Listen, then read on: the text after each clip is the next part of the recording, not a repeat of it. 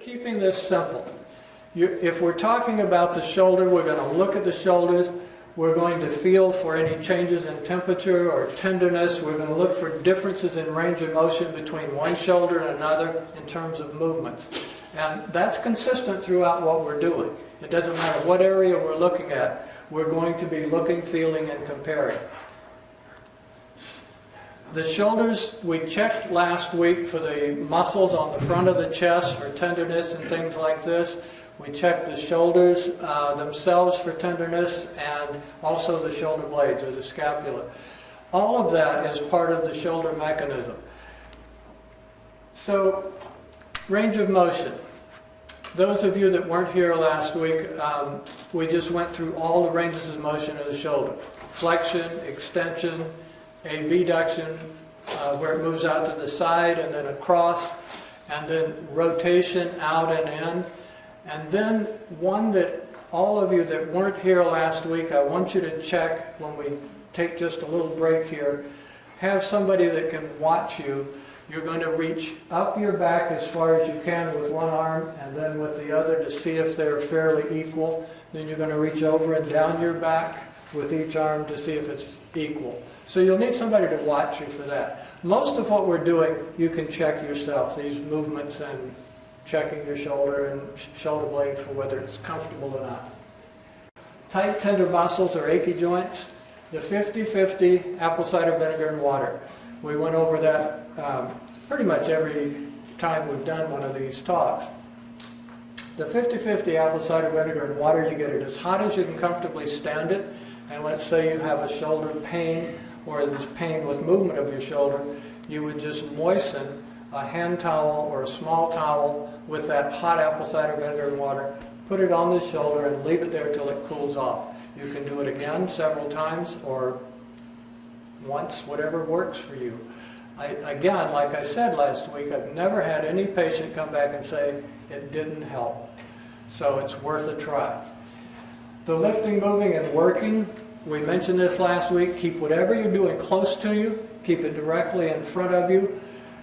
Especially with your shoulders, whatever you're doing with lifting or carrying, keep your shoulders back, your head up and your chin in. If your shoulders are forward or if they're out front, the joint itself is in a weak position. It's away from your body. If you pull your shoulder blades together, back and down, you've compacted that shoulder joint into your body and protected it. Now you can do whatever you want as long as those shoulders are back. It's protected. When you start reaching up here or out here, it's just hanging. Unlike a hip joint, which is solid, the shoulder is only connected to your body by tendons and ligaments. It's not the support that you get from those other joints. So keep them close to you. If you've got something up here to do, get up on a step stool or a ladder, keep it in front of you. Don't get up there reaching because you're going to get into the same situation with that shoulder. Okay, now this next one is a simple exercise and it's the first one I start with anybody that has shoulder problem. You're lying on your back in bed and you don't lift your arms. You just keep them flat on the bed. Turn your arms out, turn them in, as far as they'll go, 3 times.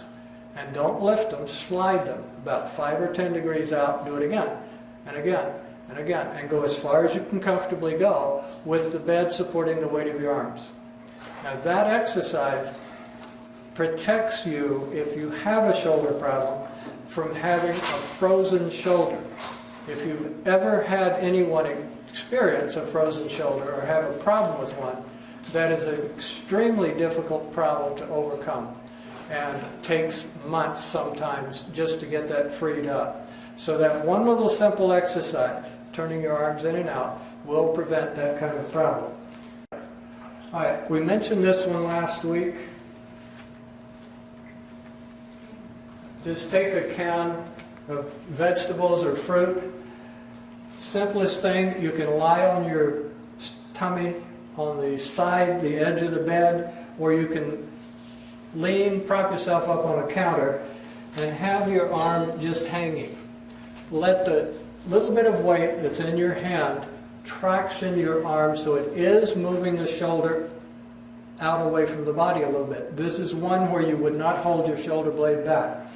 Let the weight of that start with little bitty circles and go bigger and bigger and bigger, letting that arm relax completely. And then start again going the other direction. Again, very good exercise for initially working a shoulder problem. The wall walking, we mentioned, if you've had physical therapy for shoulder problems, the physical therapist almost always have you put your hand against the wall and pull your arm up by crawling your fingers up the wall. Now, the one that I mentioned last week is you start with your hand by the wall, and then as you're walking it up, you might start to turn away from that, leaving your hand in contact with the wall. It makes a much greater stretch of the muscles on the front of the shoulder, which are usually too tight. Behind the back towel stretches. Did everybody bring their towel? Now, go ahead and stand up or sit. You can stay seated if you want for this. Here's what you're going to do. Hold on to one end of your towel and flip it over your back.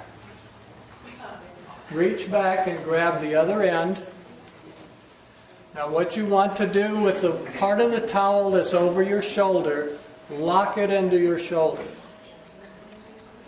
And you're going to pull down, hold it for a very slow 3 to 5 count, let it relax completely, and pull up a little bit. Not far, just a little. Okay? Now you're going to lock that into your shoulder again, pull down, slow 3 to 5 count, let it relax, and pull up a little bit. And you would continue to do that as far as you comfortably could, and then switch and do the other arm. Okay? So, do a couple of those, and then recheck that range of motion that you can do without pulling on that. Now, I'm going to need everyone to stand up for this next one. Notice it says standing. If you're comfortable with standing, do so. If you're not, you can stay seated, but you need to have the back of the seat away from you. Now, this is one of those exercises. I had someone last week that had tenderness on the muscles in the front of their chest. Everything we do all day is to the front. So we tend to end up getting like this. This is one of the best exercises, and you can do it any time during the day when you've got just a moment.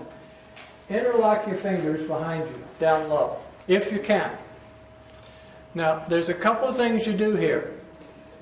Your tummy is going to be slightly tightened, so you tuck the top of your pelvis back a little bit. Not a bunch, just tighten your tummy a little bit. Don't hold your breath.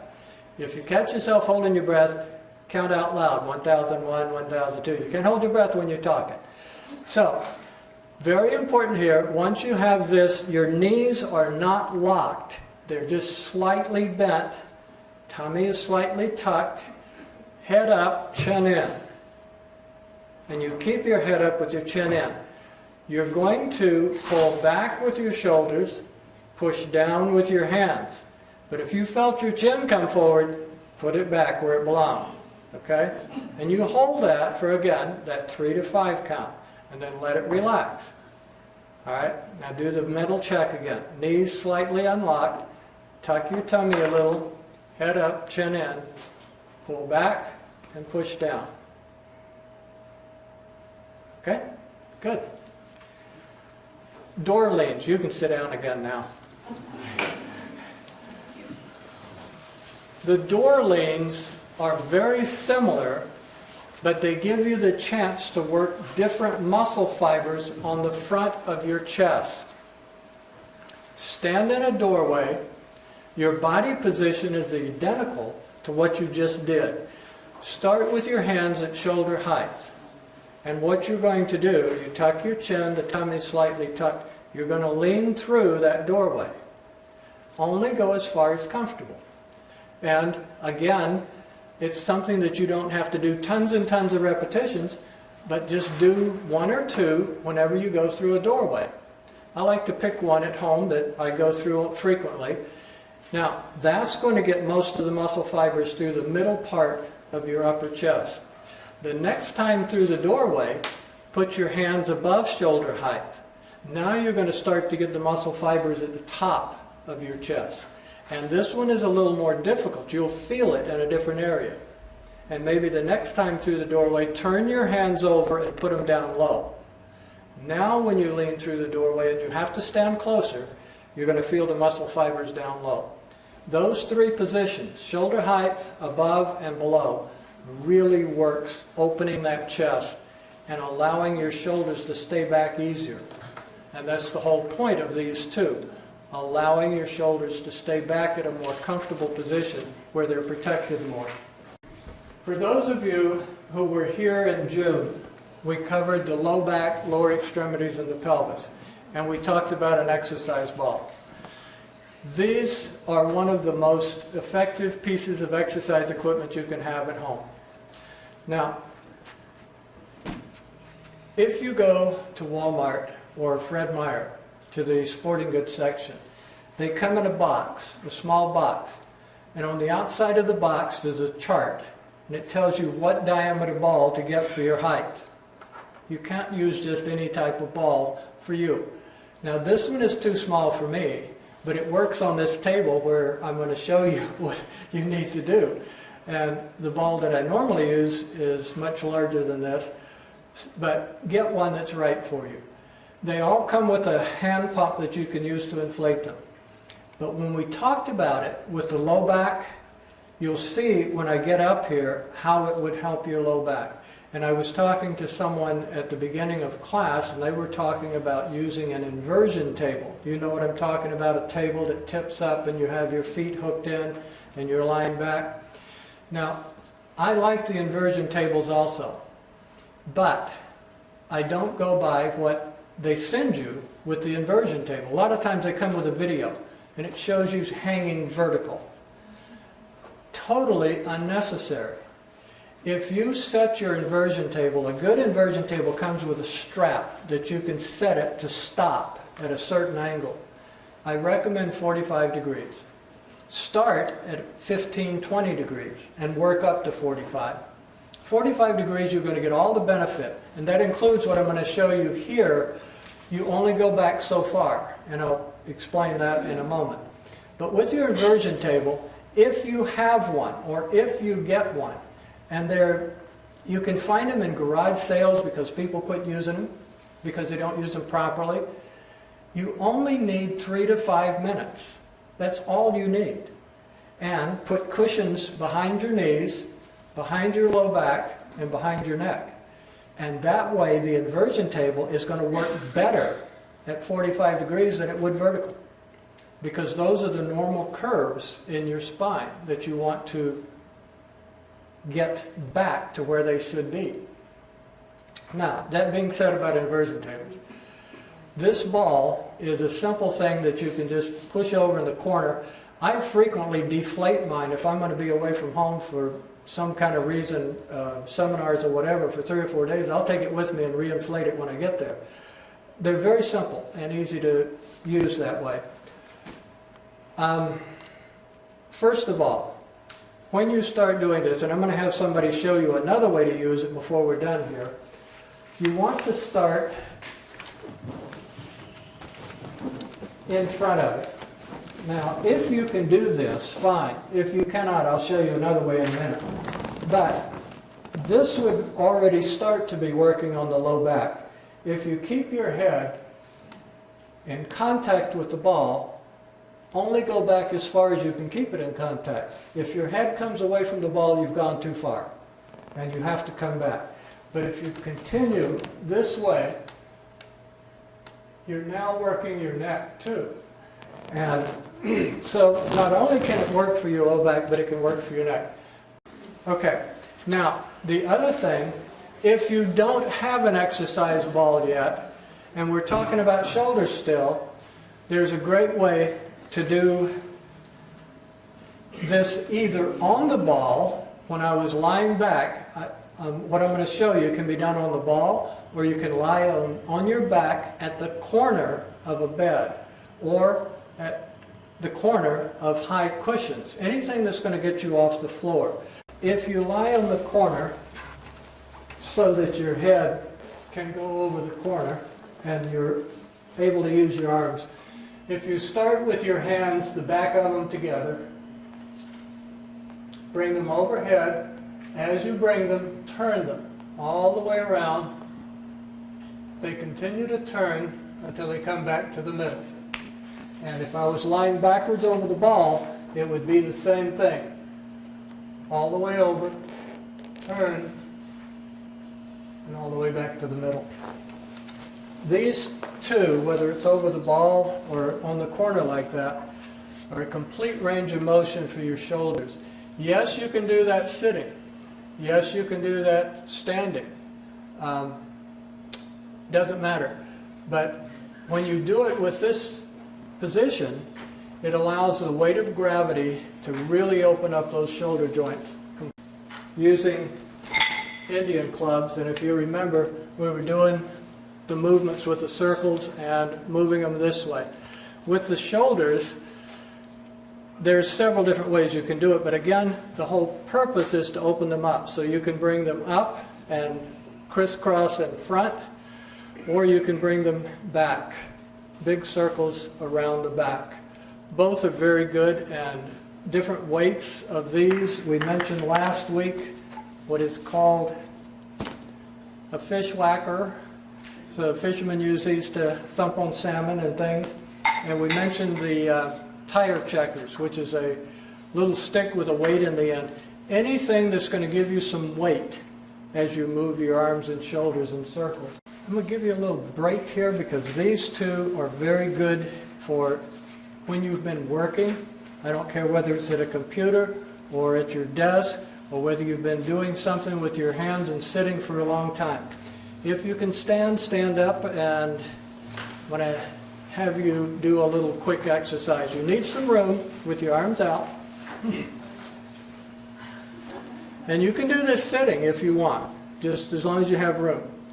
All right, don't do anything yet, and be careful with this. And don't do it too fast. But what you're going to do, your knees are slightly unlocked. You never stand with your knees locked. Your pelvis is just slightly tucked. You're going to, don't do anything yet. You're going to turn your hands over and bring them back. Okay, stay with me as long as you're comfortable. When you're ready to quit, you quit. Okay, so ready? Go. Again. And we're going to pick up the pace a little bit.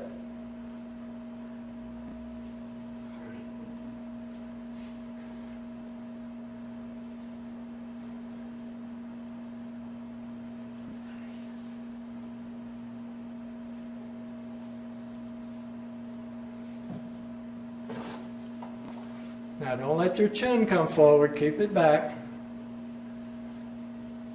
Okay. This is a great one to do after you've been sitting for a while and you need to get some circulation going and get your brain cleared out a little bit. Now the second one is also very good. I don't usually do them back to back. When I take a break from something, I'll do one or the other, but not both of them.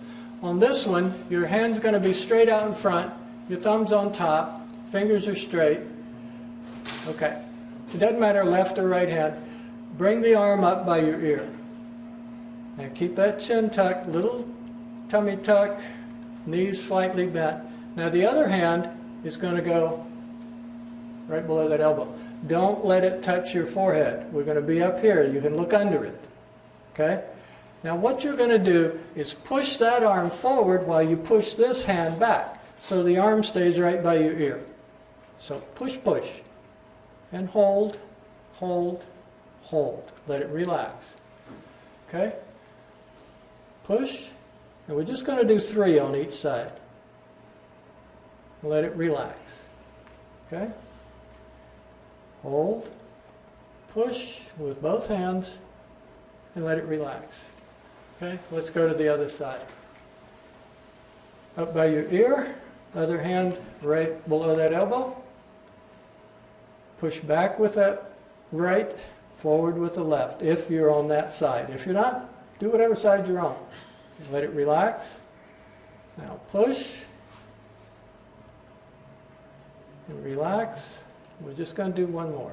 Push and relax.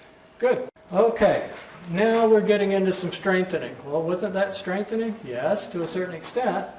But these next two exercises, I don't do with patients until they're getting a full range of motion with their shoulders. So we've done the towel, we've done the stretches in the doorway, we've done the behind the back pushing down, and the shoulders are starting to open up. Somebody said something very interesting before class. You were talking about workers that were using the towel at work and noticed that their shoulders were moving better and freer. That's what you want. You want to make sure the shoulders are moving better and freer before you get into these more intensive strengthening exercises. Okay, on this first one,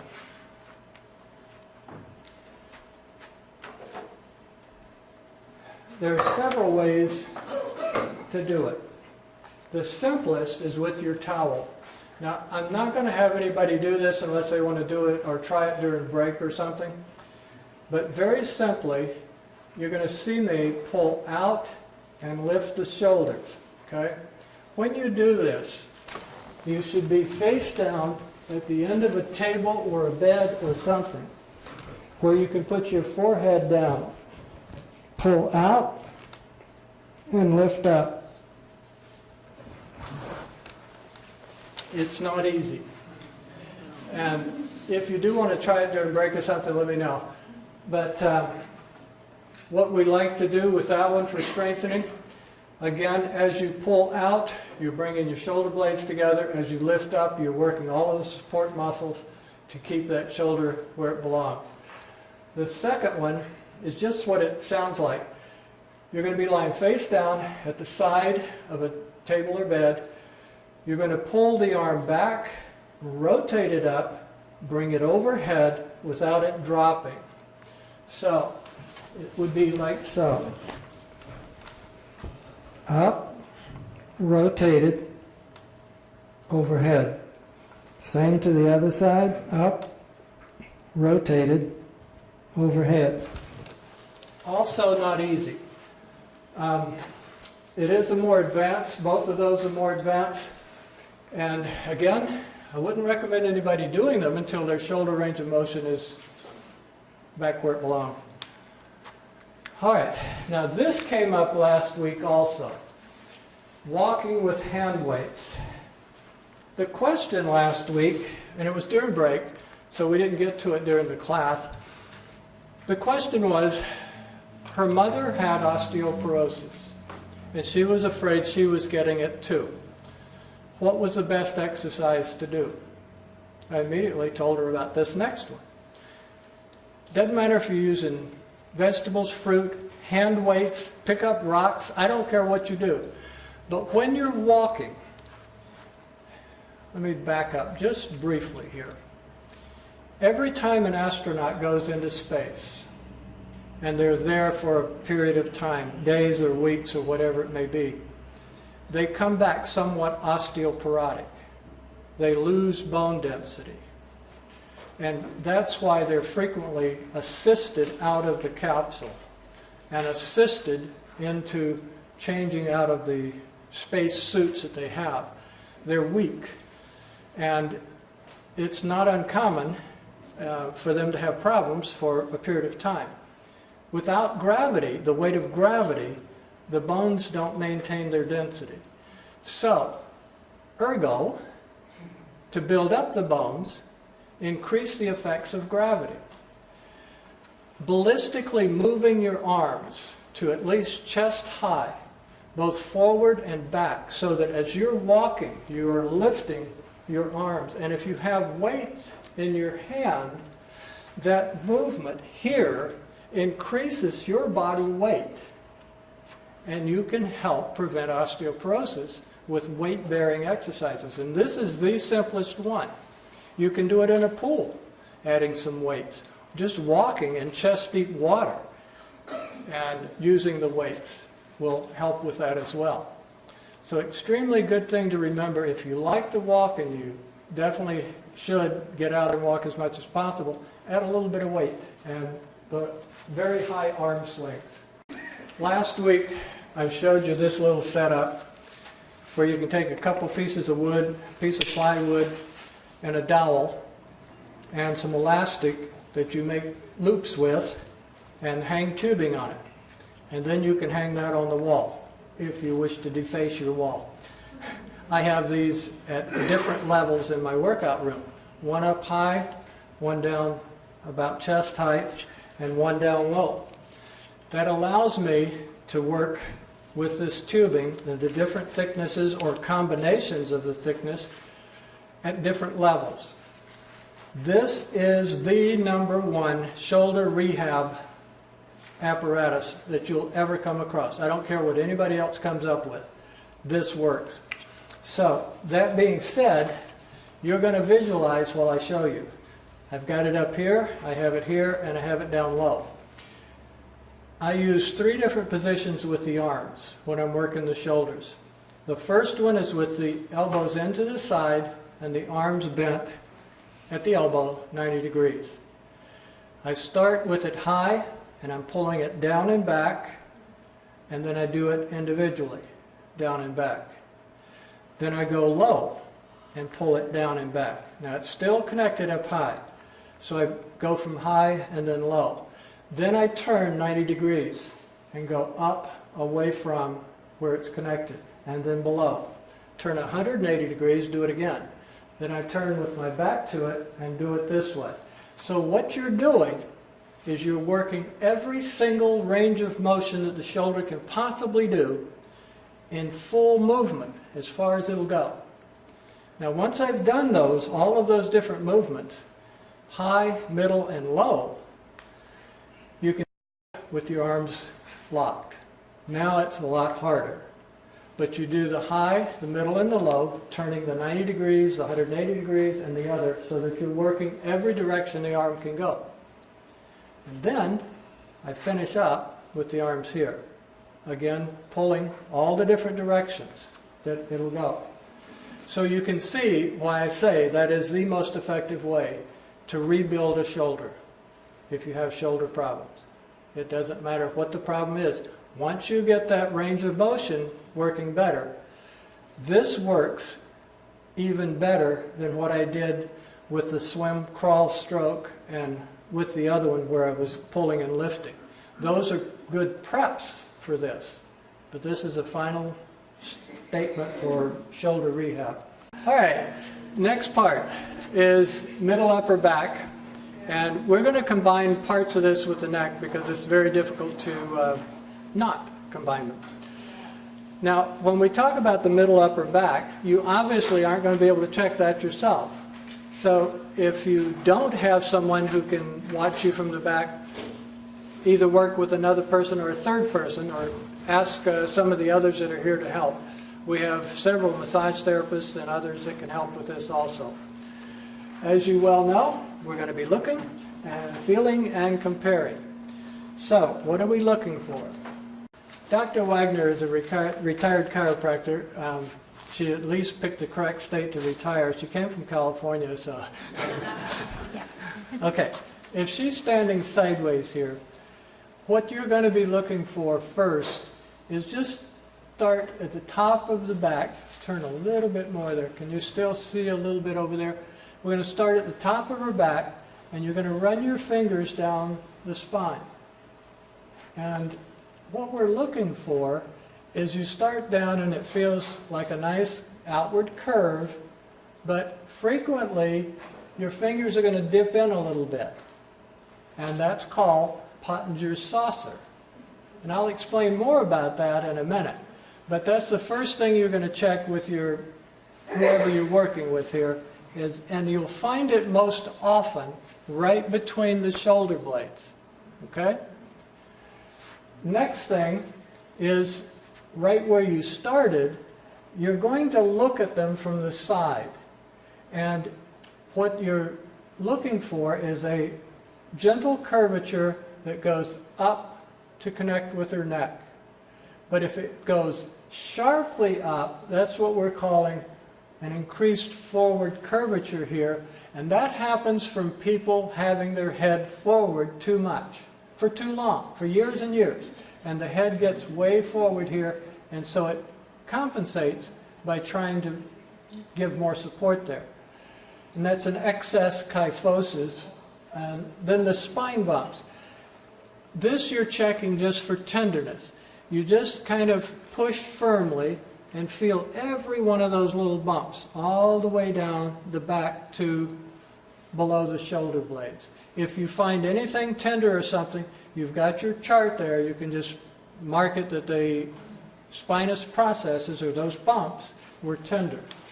And then the muscles along the side of the spine. And it's easier to start on the bump and then just push your fingers to the side and check all the way up to see if you find tenderness there. Okay? So we'll take just a few minutes, get somebody to help you. Dr. Widener can help, I can help. There's several massage therapists here that can help. If you're having trouble finding any of this, just pop your hand up and we'll help you with that. Now, this part you can almost do sitting. It's not really critical that you're standing. But you're going to check the movements of that middle upper back. You can do it without moving your head, just bending forward and back.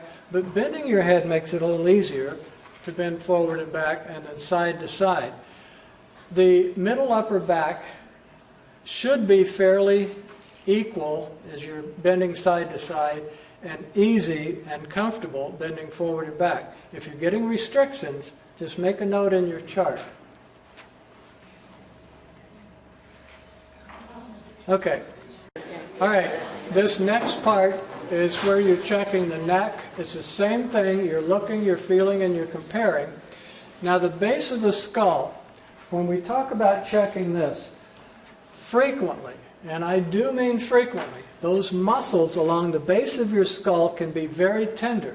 Sometimes in just one little tiny spot. It's almost like you found a spot about the size of a BB. It doesn't have to be large, but if you run your fingers firmly along the base of your skull and you find a tender, tight, make a note on your chart. It shouldn't be tender and tight, but it frequently is. I have one right here, and I need to fill in my chart, but I'm not going to. Okay. I'll take care of it. The neck, when you're checking your neck, do one side at a time. You check from behind your ear all the way down to your shoulder, and then where the ear, along there, and then slightly in front, just below the jaw, all the way down. Don't go to the front here. The carotid arteries are here. You don't want to be pushing on your carotid arteries. And you definitely don't want to push on both of them at the same time. Thank you. But check both sides. Behind, along behind the ear, the side. There shouldn't be anything too tender. If there is, make a note on your chart. Now, the movements of the head and neck. If you're standing in front of a mirror, you can sometimes see this, but it's better to have somebody, just like we check the upper back movements, have somebody behind you, watching you. Or when you're checking bending your head forward or back, have them stand beside you. Now take 2 fingers. You should be able to get your chin at least within 2 fingers to your sternum, your breastbone. If you cannot, you're not getting forward flexion enough. You should actually be able to touch that with your chin, but I consider 2 fingers as adequate. Bending your head back, it should go comfortably back. You should be able to look straight up or slightly behind you without any problem. Bending your head to the side, you're bending your ear towards your shoulder. It should be equal on both sides. Turning your head, you should be looking directly over your shoulder each side. And if you're not, sometimes one is not turning as far as the other, make a note on your chart. Okay? Now, here we go with that same thing, tight, tender muscles, the apple cider vinegar. We're not going to review that. You've heard enough of it. Same thing about lifting, moving, and working. Especially for the neck. You don't want to be working with your chin up and out. You want it in. And if it can't be kept in while you're working, change your position so that you can keep it in. Protect that neck. All right. This, I believe, is in your notes, the Gokhale Method. This lady is probably the leading expert on sitting posture, and pretty much any posture. But she sells her own chairs to help you sit straight. The thing is with posture, and she did a TED Talk, TED Talk. Everybody familiar with TED? They have, they invite the best speakers on and the best experts on different topics.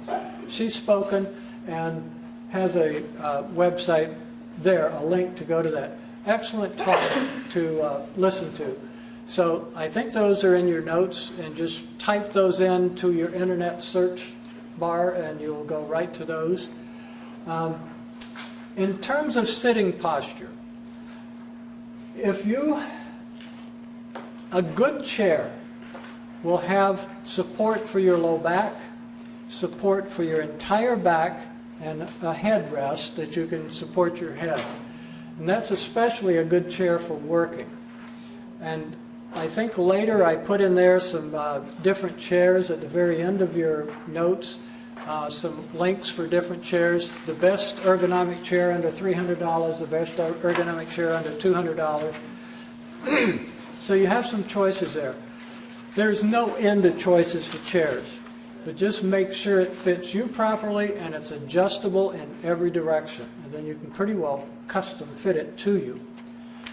Legs should be uncrossed where you're sitting level. Now, this is extremely important. When you're sitting at home, or especially when you're sitting and driving, make sure you're sitting level.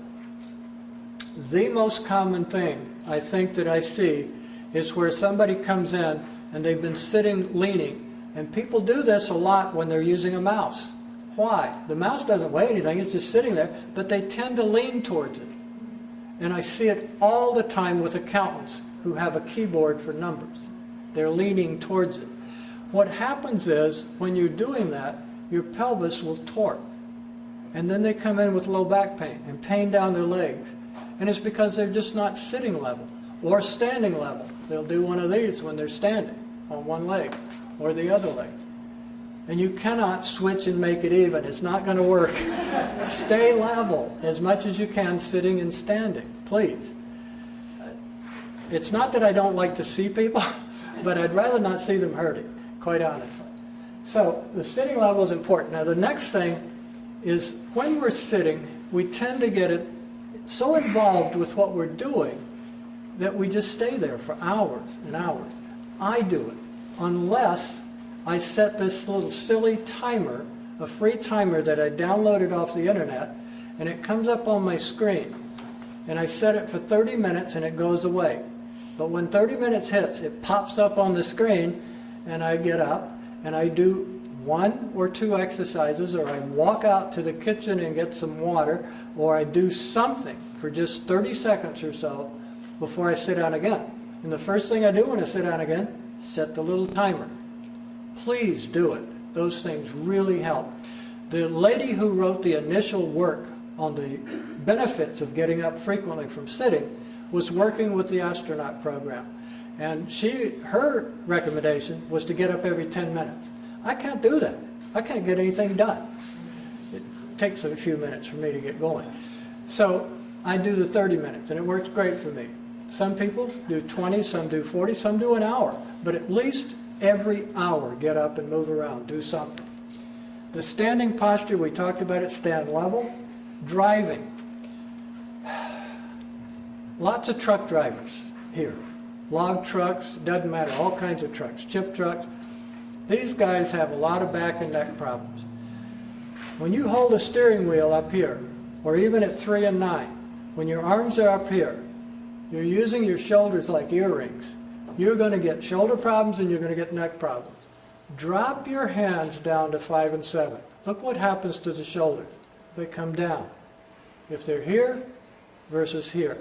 The 5 and 7 when you're driving, it's going to make all the difference in the world for your neck and shoulder comfort. Working posture is the same as what we talked about. keeping the shoulders back. Ergonomics, I know many of you know that term, and it has to do with the workplace environment. And we do ergonomic studies at various businesses around town, and we frequently find the desks are either too high or too low. We find that the chairs are not adjustable enough for the person using it, and the computer screens are not in the right place. All of these things make a difference. And however much time you spend doing that kind of work, you need to spend the time to make sure your workplace environment supports you properly. A question. Yes? I've got a laptop and I put it down on my lap and it's down here. So that's way too low, I think. Well, I know where your head is. Exactly. And what's that going to do to your upper back? The weight of your head, the average head weighs 12 to 14 pounds. Now, once it gets forward, all that's left is those tendons and muscles that work like guy wires trying to hold that bowling ball off your neck. And you're going to get spasms into those muscles that they get worse and worse. And if you keep doing it, and I'll get to a little solution for you here, but if you keep doing it, you're going to end up stuck there. You don't want to go there. And it's correctable. You stand against the wall. When you get your break every 30 minutes or so from your laptop, stand against the wall. Do some of the other things, pulling back. Now, frequently, we have ladies who knit a lot or crochet a lot, and they do the same thing. They're down here working all the time. And I ask them, take some pillows or cushions, put them in your lap, bring your work up here. Now you're sitting up, and you can do that. I had one lady, yeah, it should be, again, if you're at a computer desk, your forearms should be level, okay? So that tells you where to put it. But one of the ladies, she came back after I told her this, and her husband was quite the handyman, and he built her a lap desk. And that's what I use at home for my keyboard. I have it wide enough that it fits across the arms of the chair, and I'm totally level here. And it works fine. So whatever you can do to change that position, but bring that head up, chin in. And we talked about the back bends, obviously lying backwards over the ball, lying backwards over the corner of a bed or a table. You're going to work the upper back just like you do the neck and shoulders. Isometric neck exercises. These neck exercises are the ones that I use first with my patients with neck problems, especially if they keep coming back and it keeps going out and needing adjusting. We want something to rebalance the muscles of the neck. The isometric neck exercises is the way to go. Now, I always show this to my patients with them lying on their back and have them do it in bed or on the floor. But I like for them to start with them in bed because I have them do them before they get up in the morning and last thing before they go to sleep at night. You're lying down anyway. Why not do a little bit of exercise? So, I can show you sitting, and you can do it sitting, and that's what I'm going to show you right now, because when I'm driving a long distance, I will do these exercises while I'm driving.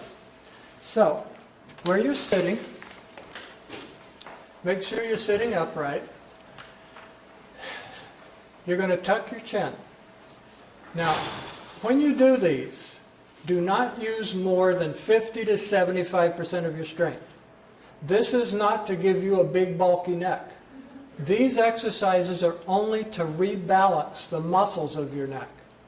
And that's what we're going to do first. Just like with the shoulder, we were doing gentle exercises to get range of motion and restore movement. We're doing that here. So you're going to sit upright, tuck your chin, and push your head straight back. If you're sitting in the car, you push your head straight back against the headrest. You can still drive, you can still see. You hold each position for a 3 to 5 count. 1001, 1002, etc.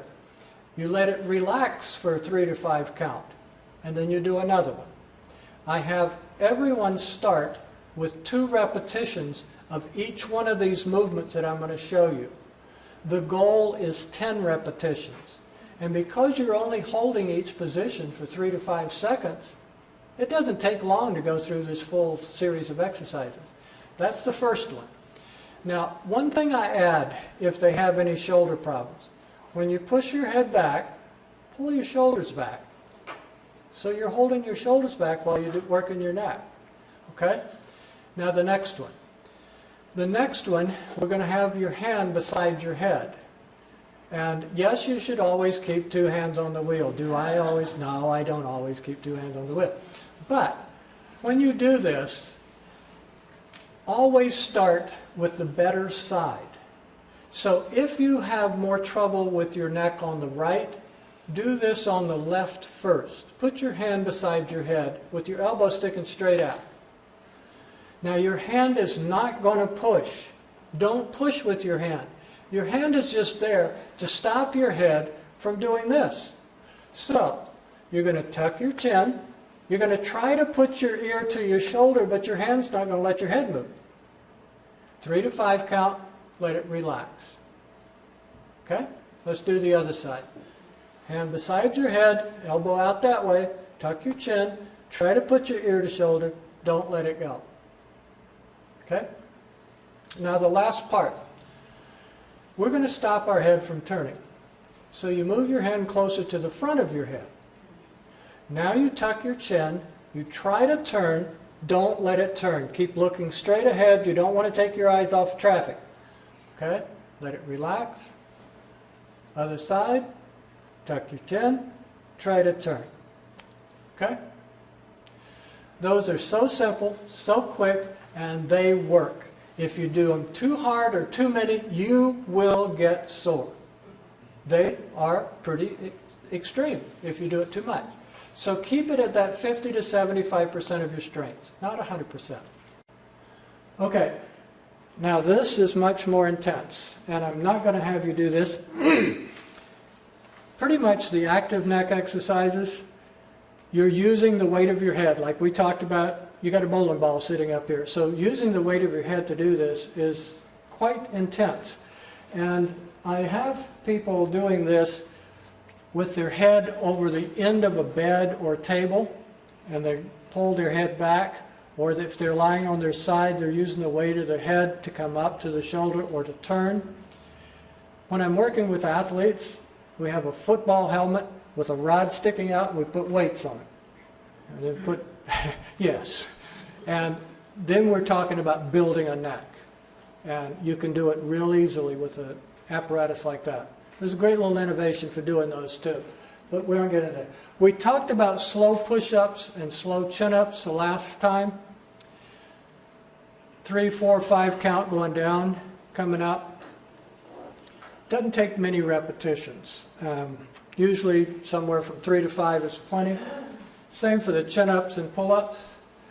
The breathing, I think you have these links on your paperwork.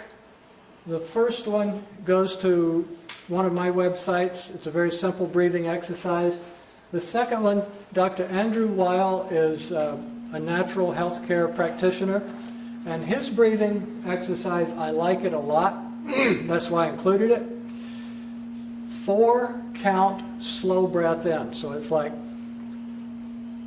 and hold it for a 7 count.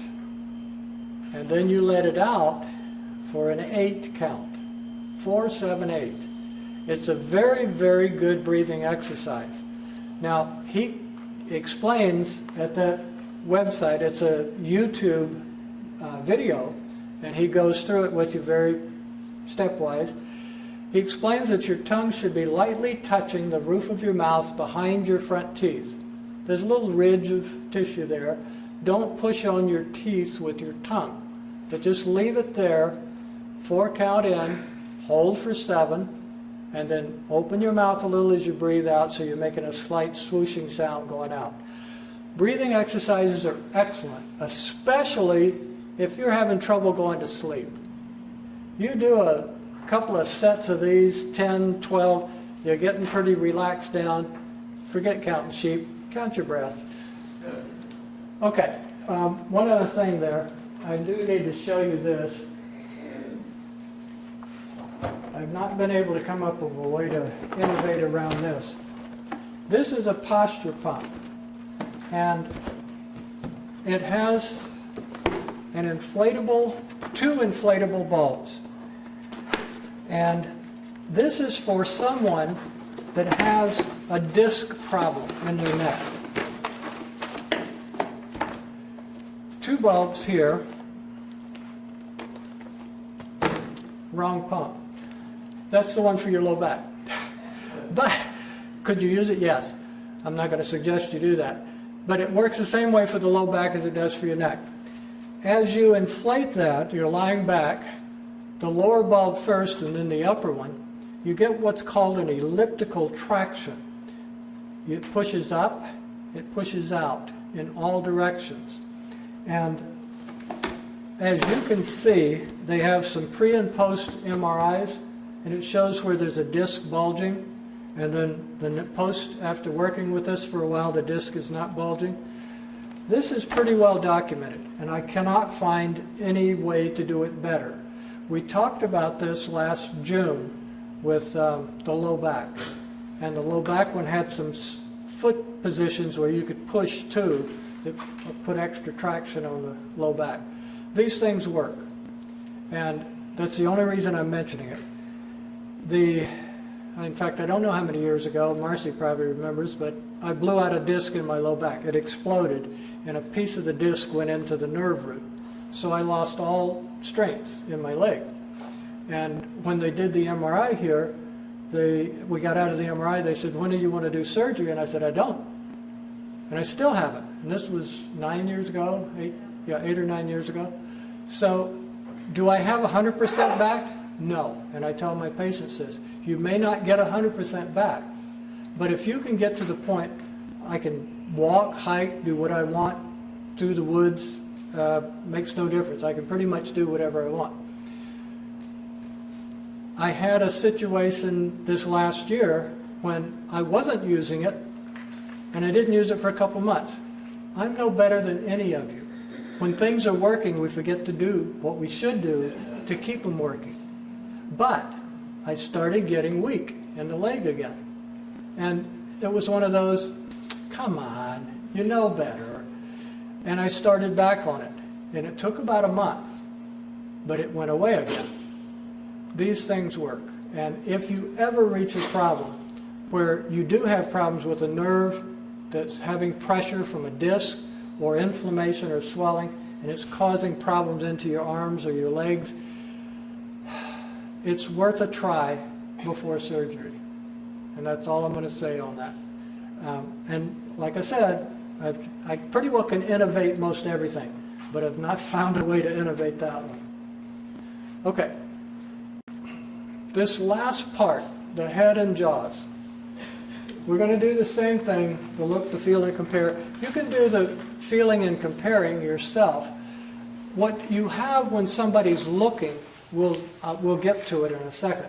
You'll find that there's some of it that either you're going to have to be standing in front of a mirror or you're going to have somebody help you by watching. All right. 3 fingers of your dominant hand. Turn them over and put them between your upper and lower teeth, if you can. Keep those fingers this way. Don't let them come like that. Keep them side by side. That's the quickest down and dirty way to check whether a jaw is opening adequately or not. Now, the slowly open and slowly close is something you can do sitting in front of a mirror or standing in front of a mirror. Or I check when I have patients there with them sitting up or lying down. But what you're looking for in a mirror is as you slowly, and I mean super slowly, this is what most people do when I say slowly. Everybody does that. No, super slowly. And I mean, and if you're watching that in a mirror and you see your jaw move, you have a problem. And it could move either way, or it could start moving one way And as it gets a little more open, it moves the other way. And then as you continue to open, it moves another way. You have to watch this very, very slowly. But I want you to check that when you get home, or check it with somebody you're sitting next to, because it's going to be part of what we're going to get to next. The jaw is involved with over 200 different symptoms in the body. It's critical. The jaw is what you use every single time you feed yourself. When you have a problem with your jaw, it's very common for people to come in with headaches, or neck aches, or shoulder aches, even ankle and feet problems that can be related to the jaw. And I've found it all. And if it's not checked, it can be an underlying problem that persists and persists and persists and causes other things. So, do pay attention to it when you get home and look at that. Okay. Simple things. And especially for anyone that had problems getting the 3 fingers in between their teeth, crush up some ice and push it back in to the jaw muscles inside. Because very likely those muscles are tight and tender. Now when I check a patient, I have gloves on and I reach into those muscles, and when I touch them and they're tender, they want to bite me. But I don't let them, because I keep my other finger in between their jaws so it won't close. So, those are frequently very, very hot, inflamed, and tender. The ice is just like using, the neck loves ice. Most of the body wants moist heat. The neck and the jaws want ice. Now, icing inside helps, but you also have muscles outside the jaw that help open. And those are the ones right around the jaw joint. So those could use some ice. And I suggest to people that they take an ice cube and put some paper towel around it and just rub that ice cube on there, whichever side's real tender, or both sides. And don't forget the muscles up here, the temporalis muscles, right on the temples. Those also assist in opening and closing the jaws. These can be very tender. And these, and the ones inside. So all of those could possibly use some ice. Now, lightly touch the roof of your mouth behind your front teeth. What happens when you do that? You notice your jaw drops. If you lightly touch, don't try to do anything hard, but lightly touch just behind your front teeth, the jaw muscle should relax. That's a reflex to keep you from biting your tongue. If you do that repeatedly, over and over and over throughout the day, it will carry over into the night, so you quit grinding your teeth. I'm sure there's probably 1 or 2 teeth grinders in here. So, start practicing that. If nothing else, if you can get that jaw to relax on a regular basis, you're going to help the function of the jaw. Chew equally on both sides. Find this a lot with the kids, high school kids especially. They chew gum. They all chew gum. They don't just leave it under the desk, they chew gum. They put it all over the campus. That's not the point. The point is, everybody that chews gum chews it more on one side than the other. Do you ever remember chewing it equally? No, we never did. That carries over to meals.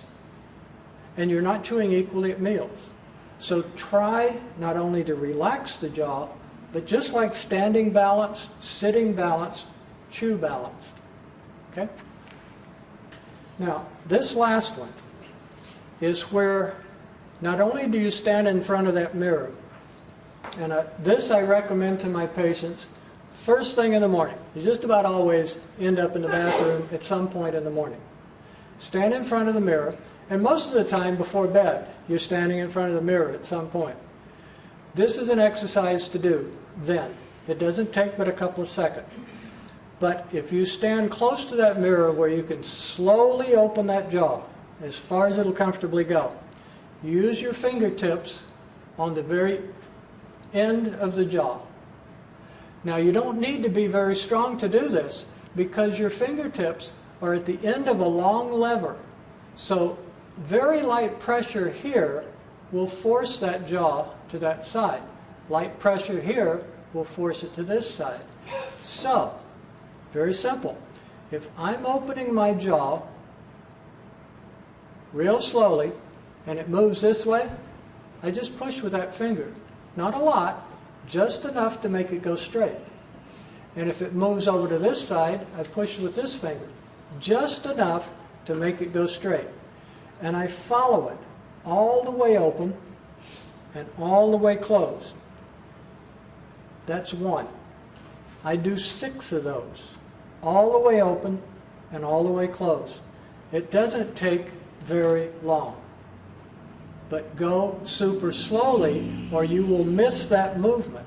And you want to catch every single movement away from that center line and retrain those muscles to be balanced and move your jaw equally on both sides. Okay? That is probably the #1 exercise for the jaw to help correct problems. Okay, wind this up. We're going to go through some other things that possibly could help. Some of them we've touched on, some we haven't. Chiropractic adjustments, yes, I've got to toot my own horn here. Yeah, they help a lot of things. And pretty much every joint in the body can be adjusted, and we adjust them all, including the jaw. There have been many times where people have gone to the dentist and they said, oh, you need to get a splint or a mouthpiece, or we need to do oral surgery and correct your jaw. Try us first before you do anything too dramatic. Electrical therapies, these work. The one that I like best is listed first, interferential. That's the one that we do most often.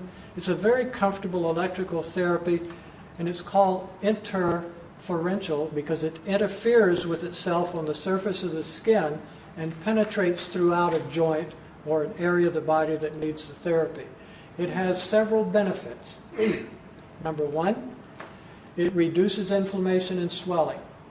Years ago, I was watching the Winter Olympics, and one of our skaters came down wrong and twisted his ankle.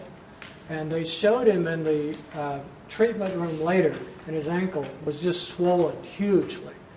They had an interferential at that time, and they put it on, and they left it on him all night. He skated competitively the next day. The swelling came down. It's great for reducing swelling and inflammation.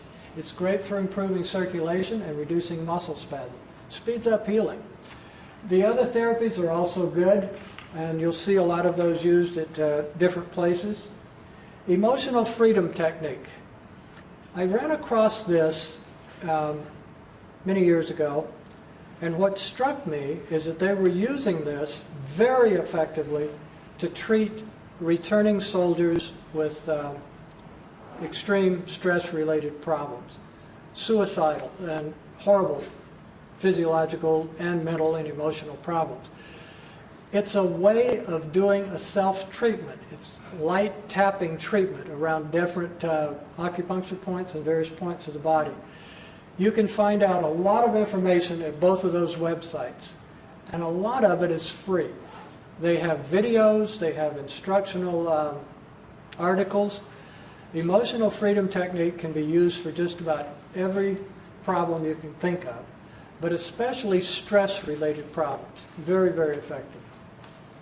Grounding. I don't know how many people I've recommended this to for stress and other problems. It works. It's reconnecting with Mother Earth. And I always suggest to my patients, we have a beach here. Get there before 10, before the wind starts. But if you can get there and it's comfortable enough, take your shoes and socks off and walk in that deep sand or by the water, in the water. There is scientific fact of the effects of reconnecting with the earth. I don't care if you're at the beach or a nice grassy area or out in the woods. I've even suggested that people go find a tree and hug it, sit underneath it, just reconnect to the earth. I have yet again to have a patient that comes back and says, hey, I didn't feel any better. They all come back and say, you know, that's the first time I've relaxed in a long time. We need to reconnect. We need to relax. And that is an excellent way to do it. Ice rubs, especially, talked about this in the jaw massage. We have quite a few massage therapists here. Please go see them if you have a lot of muscle spasm and problems. Meditation, again, that link didn't show up too well. It should be on your paper. That, I believe, goes to a link on my website.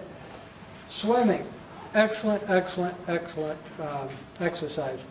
Just walking in chest-deep water, I mentioned that earlier. But swimming, the water takes your body weight, so you can exercise all your joints with less stress. It's just a great activity. Water aerobics, yoga, Pilates, Tai Chi. Tai Chi, one of the oldest exercise forms in the world. It works. Fantastic form of exercise. They have low impact Tai Chi. They have exercise Tai Chi. There's just many different things you can choose from there. Traction tables. This is kind of similar in a way to the inversion traction, but it's different because you're lying on your back. I had one of these tables years ago, before they actually became mainstream. So they were extremely expensive. And the one that I had was $125,000. I did not buy it. I couldn't buy it, but I did lease it. And I leased it, what, Marcy, about 6 months, almost a year? Not one patient that we treated with that computer-generated traction table missed a single day of work. And most of them were documented disc blowouts of some sort, documented by MRI. I wouldn't take them unless we documented it. And every one of them successfully avoided surgery. These are now quite mainstream. You'll find them in the valley, throughout Eugene and Salem, Corvallis. They are expensive treatments. When we did the work, we saw the patient 5 days a week for 4 weeks minimum. It's expensive, but it works. It's not as expensive as surgery, and you don't have scars. So it's something to consider if you had or developed an extreme problem. Now, at the time we had our table, they weren't doing a lot of work with the neck with these kinds of computer-generated traction devices. We did the research work to get those kinds of neck devices going, and they're now very common. Now, we're going to do a whole seminar on this later, but these are just the highlights. Dietary suggestions. These are for any kind of physical problems. Minimize simple sugars and inflammatory foods. If you go to that link, I have a long article on inflammatory foods and which ones to avoid. And every one of my patients that reads that article comes back and says, well, what am I going to eat? You took everything away. No, we didn't take everything away. It just looks that way. But make a note of something. Write on your paper there. There's a book that I wish you would all get and read. It just was published in April. I bought it. Night, Gabrielle. Thanks for coming. I bought it as soon as it was available, and I read it immediately. It was written by Dr. Stephen Gundry, Gundry. Dr. Gundry is a cardiovascular surgeon. His specialty is children and heart transplants. And he probably has more patents on cardiovascular surgical instruments and cardiovascular surgical procedures for children than anyone. But as it turned out, one of his patients was able to avoid surgery. And this was not a child, it was an adult. And he avoided surgery by some of the things that he did with his diet. He cleared up his heart problems. And Dr. Gundry became fascinated with this and got into nutrition. And he approached it the same way he did cardiovascular surgery. Research, research, research, research. And he came out with this book called The Plant Paradox. Please write that down. This is an earth-changing book. Now, if you can get this book, what you're going to find out is that Dr. Gundry has, the premise of most of his work is something called lectins. Don't bother writing that down, it's all in the book. But what it is that these are things that plants produce to protect themselves. And it protects their seeds, and it protects the fruit, and it protects the plant. And our bodies cannot always tolerate or handle these. And that's where we get into trouble. And some of it, I was just fascinated as I was reading the book, because a lot of them that he mentions are the ones that I mentioned in my article on inflammatory foods. But I just didn't put it the same way he did. The way he put it is fascinating, well written, easy to follow. He has a 3-step program, step 1, 2, and 3. The first one is kind of a cleansing for 6 weeks. Anybody can follow it. And he says, if you feel great on that, you can stay on it as long as you want. But if you feel like moving to the next stage, you can, or the next one. Or if you have an extreme problem, you can jump to another part of the book, which you start with a program for extreme problems. But it's worth reading. And what he's talking about, the lectins, isn't new. It sounds like it when you read his book. But they were discovering and studying these parts of plants back in 1968 at several universities around this country. And now he's made it mainstream. And you're going to hear more about it and see more about it, but get a jump start on everybody else. Now, what Dr. Wagner mentioned was that he has a website and lots and lots of videos, YouTube-type videos, and articles and things. A lot of good information there as well. Okay? Next thing is increase raw, organically grown foods. It's just that you're going to get more nutrition if you do that. Increasing water. Critical, critical, critical. I don't care whether it's Dr. Gundry's program, our program, Dr. McCullough's program, Eric Ed Mead's WildFit program, all of these dietary programs, that's almost number one, increasing water. Most of us do not drink enough water. Digestive enzymes, that's worst case scenario. I'm going to mention one extreme case where I would suggest digestive enzymes for the people. Gallbladder surgeries where the person does not have the gallbladder anymore. They almost always need digestive enzymes to help get the nutrients from their foods. We have them. In fact, we have the best ones on the market because I've been working with digestive enzymes for 25, 26 years. And that's the only ones that we use, the ones that work. Okay, a couple things on this page that are critical. No pop. Pop has phosphoric acid. It's carbonated, artificially carbonated. It has sugar. These things cause your body to lose minerals.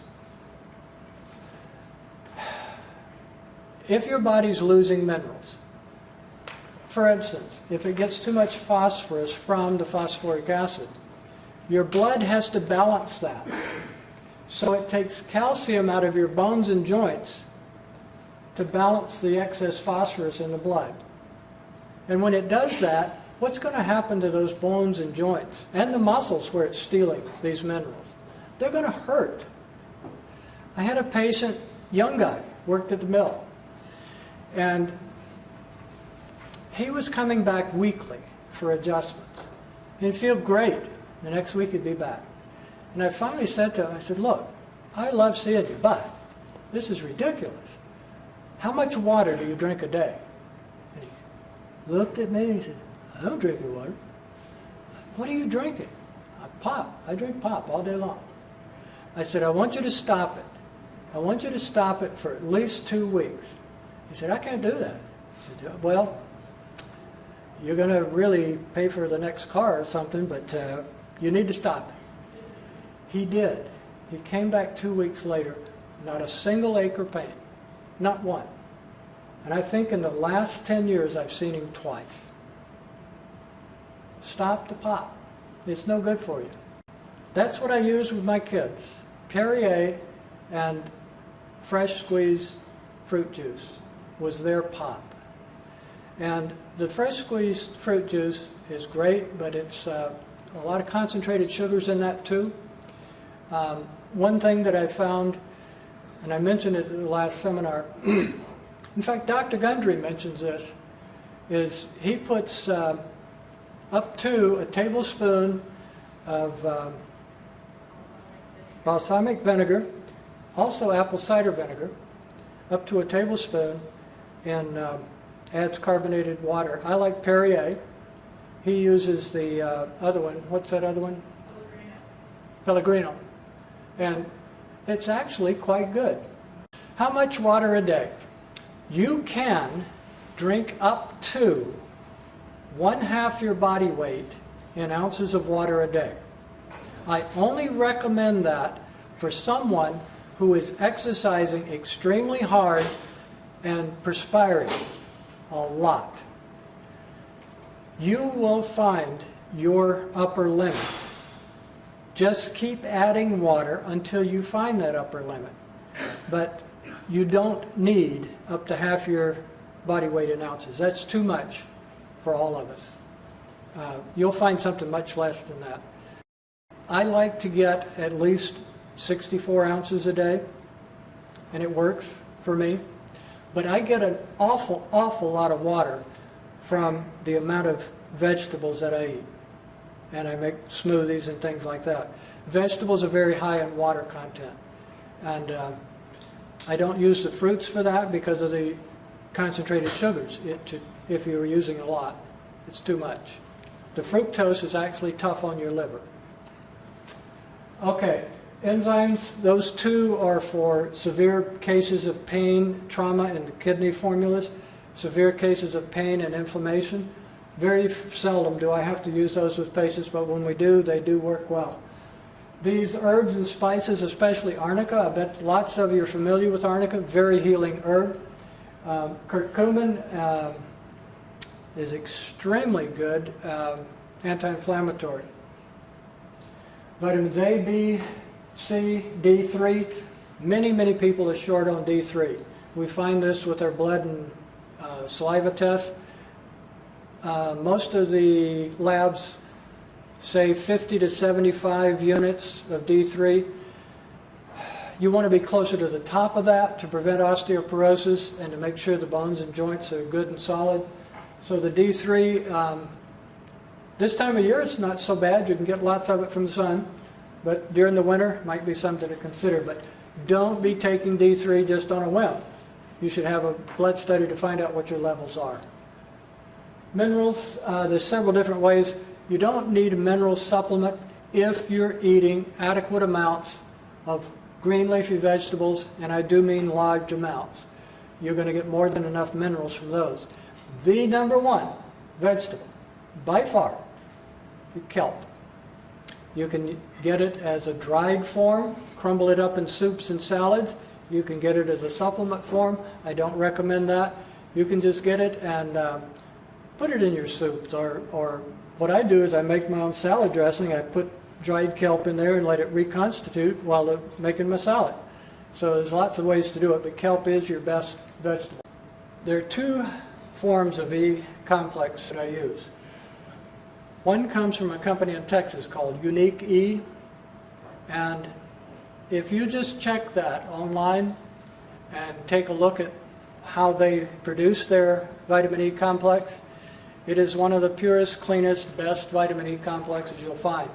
There's another, and they also make the krill oil, that company, Unique E. I like krill oil because of the very good complex of essential fatty acids. But the other one that we use is a fish oil that comes from anchovies and other smaller fish from cleaner parts, North Sea and that kind of thing. I'm going to take exception to that not being good for people. Vitamin E complex is critical for women, especially for hormonal levels, and for anyone with a cardiovascular problem. It's extremely good for the heart and the blood vessels, and you want a complex where you have a combination of the different DHEAs and different forms of the essential fatty acids, and they should be balanced. And those are the only two that we use, the one from Harmonic Enterprises and the one from Unique E. All right, smoking. I'm not going to beat on a dead horse here. If you smoke, you smoke. But two things. It's going to reduce circulation, and when it reduces circulation, you're going to have more pain. You're going to have more chances for inflammation, especially around the joints. And it's going to decrease your pain threshold. You're going to feel pain sooner and more intensely than you would otherwise. So there's a couple of real good reasons to stop smoking. Mechanical devices. We talked about the desk already. Braces, knee braces, shoulder braces, elbow braces, whatever kind of braces. This company, Bragg, is one of the best. And that's why we use their braces. They're not inexpensive, but they work. There's a couple of universities now, football teams, that every single player is required to wear knee braces from this company. And they say, these universities say, that it has saved them hundreds of thousands of dollars in surgeries, preventive braces for their football players. So something to consider that way, but I don't think anybody in here is going to be playing football for a while. Infrared saunas. I love mine. I've got one that sits in a corner, and it's great for two people. The infrared penetrates into the tissues and is extremely effective for reducing joint aches and pains, muscle aches and pains, and you can get the effects. I have mine set for 40 minutes, and during that 40 minutes it'll come up to 125 degrees, and it is so much less intense than a regular sauna, which may get up to 200 or so degrees, and you have to stay for a while to get there. The dry heat and the infrared is extremely healing. Inversion tables we've talked about. Use the cushions under your knees, behind your back, and behind your neck. Mini trampolines. These are very, very good. And it's sort of like inversion tables. Don't buy one new. Look on Craigslist. Look for somebody to have a garage sale. You'll find many trampolines and inversion tables in all of them, because all people do is use them for clothes hangers. They don't use them the way they should. So if you want one and they're good and you want to use it, check these sales and get a great deal. The mini trampoline, when you first start with it, and the ones that I like for people to start with, they have a frame set up so you can hold on. Now, the mini trampoline that I have is a little larger than most. It doesn't have anything to hang on to, and it sits up a lot higher. I would not recommend that for anybody starting off. But what's good about it is that it's safer for the joints. It has different kinds of elastic that don't put as much stress on your joints. But there's tons of choices here. You can hardly go wrong. Start slow, walking in place, or just standing and bouncing in place. Progress to walking, and then, if you want, a little jumping or jogging. But there's tons of books, too, on the internet on how to use mini trampolines safely. Last thing here. Quite often patients ask me about sleep systems. This is in your material. Select Comfort, most everybody knows about those. You inflate them separately on each side so both parties are happy with each other. TempFlow Siatva makes these different kinds of mattresses. We ended up getting the Siatva, and I'm very happy we did. It's an excellent mattress. Just make sure you get the correct density for you, what you're comfortable with. Pillows. The two on the bottom I like. Patient yesterday, shoulder problems. And I suggested she get a full body pillow, because if she sleeps on her shoulder, it compresses and falls asleep and starts hurting. So I had her put the full body pillow behind her so she's not on her back and she's not on her shoulder. Great way to sleep, very comfortable, often settles some problems with snoring too. MyPillow Premium, go to mypillow.com. Yes, Walmart has MyPillows, but they only have one type. If you go to the website, you find different pillows for women, for men, for different body structures. So get something more specific for you. Okay, we're going to finish up. Please remember, you know yourself better than anybody. Use whatever of these recommendations, innovations that you want, and try them. Innovate always.